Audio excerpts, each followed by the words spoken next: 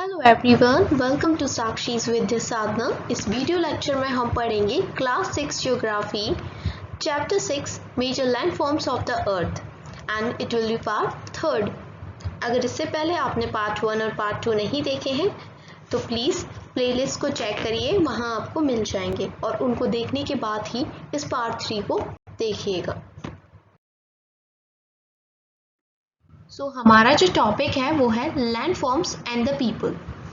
Humans have been living on different kinds of landform in different ways. हमने इससे पहले की वीडियोस में देखा था, जैसे कि हमारा चैप्टर का नाम ही है मेजर लैंडफॉर्म्स ऑफ अर्थ, के डिफरेंट टाइप के लैंडफॉर्म्स होते हैं, फिर चाहे कि वो माउंटेन्स हो, प्लेट्यूज हो या फिर प्लेन्स हो। जब लैंडफॉर्म्स अलग अलग होते हैं तो जाहिर सी बात है कि लोगों के रहन सहन का तरीका भी अलग होगा। आगे देखते हैं क्या लिखा है। Life is difficult in mountainous area. Plain provides much better conditions. देखो, ये हम सब जानते हैं कि जब बात आती है माउंटेन की तो प्रॉब्लम्स आती हैं। आप वहाँ पर आसानी से फार्मिंग नहीं कर पाओगे, कंस्ट्रक्शन का काम नहीं कर पाओगे, तो रोड भी नहीं बन पाएंगी, तो प्रॉब्लम रहती है, घर नहीं बन पाते हैं सही तरीके से। फिर थोड़ी उससे कम थोड़ी प्रॉब्लम प्लेट्यू के साथ आती है, लेकिन प्लेन्स यहाँ पर कोई प्रॉब्लम नहीं देखने मिलती। क्यों? क्योंकि आप इजीली क्रॉप्स को ग्रो कर सकते हो, घर बना सकते हो, रोड्स बना सकते हो, लेकिन माउंटेन में ये सारी चीज़ें प्रॉब्लम करती हैं। Can you point out some differences in the ways people live on different kinds of platforms?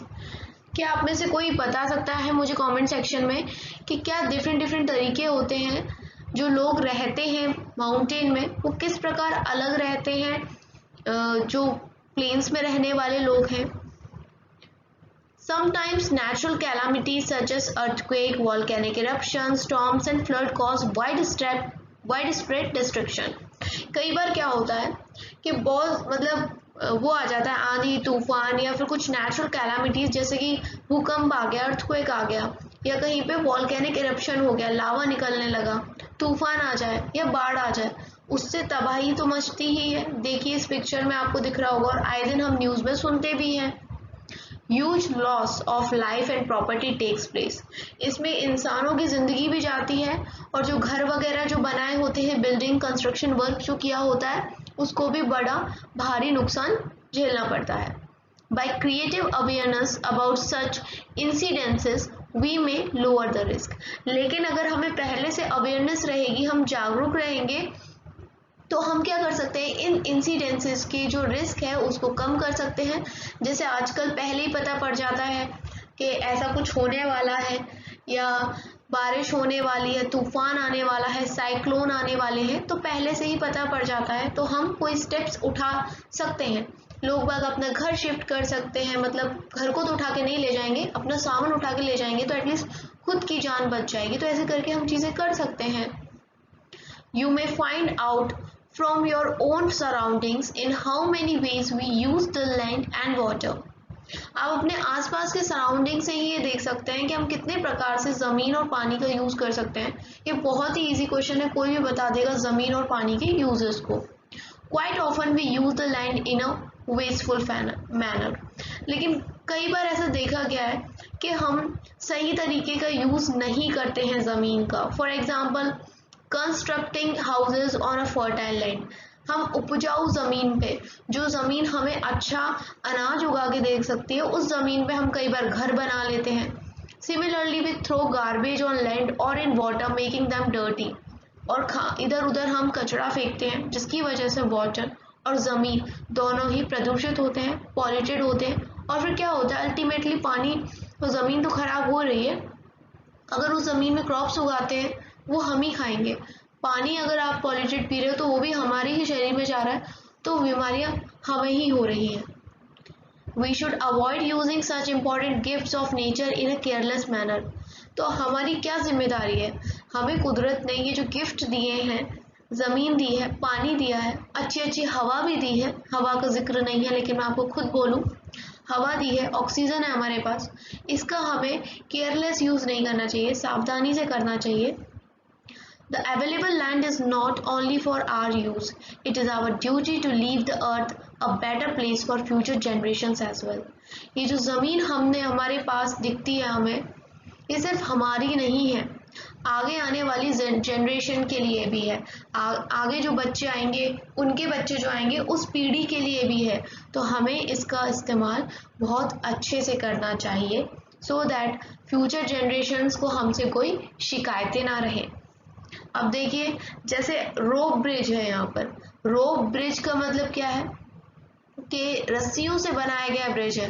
रस्सियों से क्यों बनाना पड़ा? अब आप ऐसा एज अ टूरिस्ट इसको देख लोगे, लेकिन मेन चीज़ ये है क्योंकि यहाँ कंस्ट्रक्शन वर्क उस तरह का हो नहीं सकता जैसे हम आमतौर पर ब्रिजेस देखते हैं सीमेंट वगैरह के, इसलिए ज़्यादातर आपको रोप ब्रिज देखने को मिलते हैं अरुणाचल प्रदेश में। चलिए अब ये देख लेते हैं क्या बताया जा रहा है डू यू नो में। स्वच्छ Bharat mission, healthy mind lives in a healthy body, and for a healthy body, clean environment, particularly clean water, air, hygienic surroundings are prerequisite. आपको सबको पता है स्वच्छ भारत मिशन के बारे में, बच्चा बच्चा जानता है। तो इसमें बोला गया है कि एक हेल्दी माइंड की उपज हो सकती है एक हेल्दी शरीर में, और हेल्दी शरीर तभी होगा जब हमारे आस पास का जो एनवायरनमेंट है, वातावरण है, वो शुद्ध होगा। शुद्ध कैसे होगा? पानी साफ रखिए, हवा शुद्ध रहे, और जहाँ से हमारे ये अनाज आ रहा है, फल फ्रूट उग रहे हैं, वो ज़मीन भी शुद्ध रहे। Swachh Bharat mission, a government of India programme, aims to achieve all these for people. और स्वच्छ भारत मिशन के तहत ही हम क्या करते हैं, अपने आसपास की जगहों को साफ रखते हैं।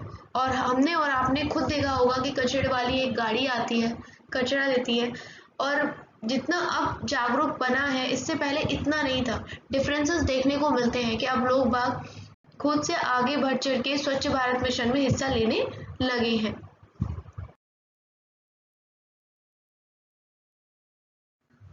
अब यहाँ पर कुछ पिक्चर्स हैं और उनको आपको ध्यान से देखना है। जैसे look carefully at photographs number 1 to 10, right 1 sentence about each of the photograph.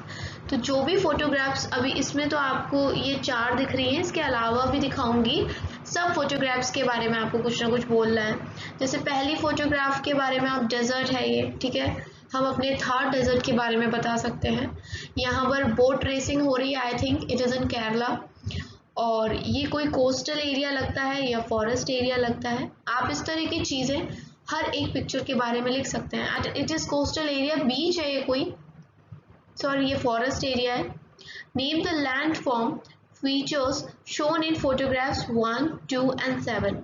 तो वन में हमें डेजर्ट देखने को मिल रहा है, यहाँ पर 2 में हमें कोस्टल एरिया देखने मिलता है, कोस्टल प्लेन्स है यहाँ पर, और 7 जब आएगा तब की तब हम देखेंगे What appears to be the main use of this land, photograph 9। तो यूज़ हम 9 का बाद में देखेंगे, ठीक है। आपके पास तो बुक होगी तो आप ओपन कर लेना। What activities do you see in the photographs 3, 6, 8 and 9? ये भी हम अभी देखने वाले हैं। 5 है, ये 6 है, देख लीजिए यहाँ कैसे घर है। यहाँ पर लोग बाग दार्जिलिंग है या कोई भी ऐसी जगह है जहाँ से टी लीव्स को पिकअप कर रहे हैं।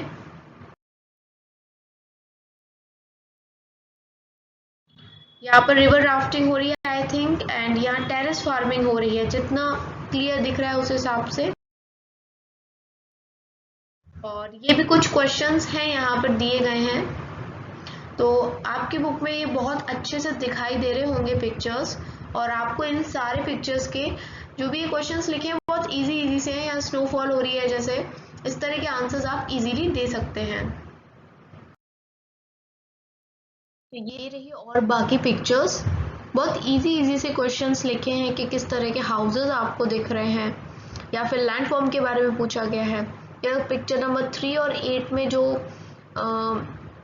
कौन सा गेम खेल रहे हैं ये पूछा गया है ना, स्पोर्ट।